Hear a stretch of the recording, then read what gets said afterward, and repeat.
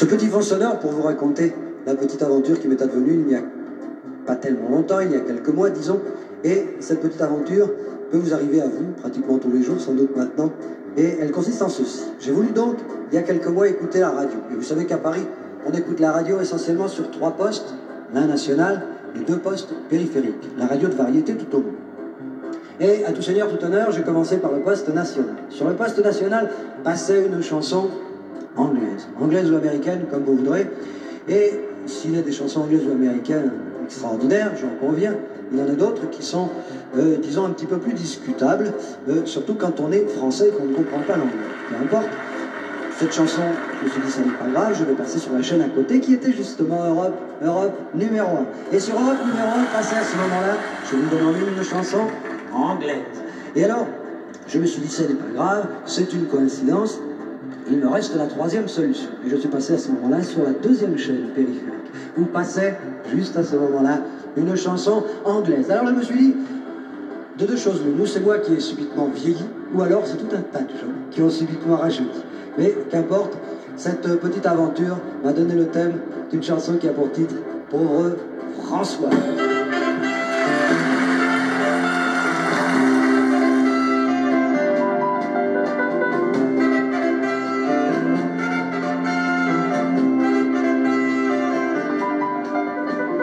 Depuis des mois, j'apprends l'anglais, car les chansons en français machin, R non plus l'honneur de vous plaire, R, alors je les écrire en anglais. Mon cher, mon bon, mon vieux français, te voilà réduit à la langue morte, ôte l'anglais soufflant dessus la pente, ôte mon vieux François, t'as emporté.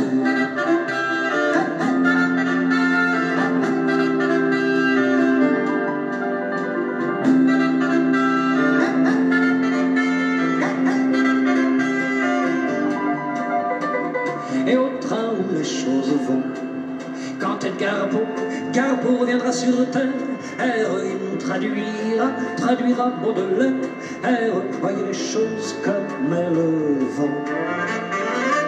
Et toi, mon vieux François vilain, sûr que tu dois te retourner dans ta tombe en constatant, se tapant pareil hécatombe, sur tes pas fiers de tes rejetons.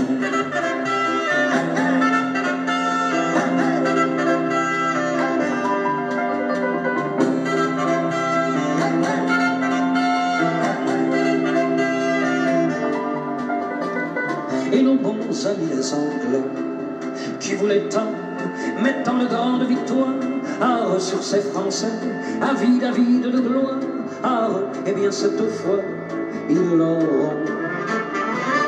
Car le temps n'est plus loin du tout, où le plus têtu d'entre nous devra bien troquer ses jetons.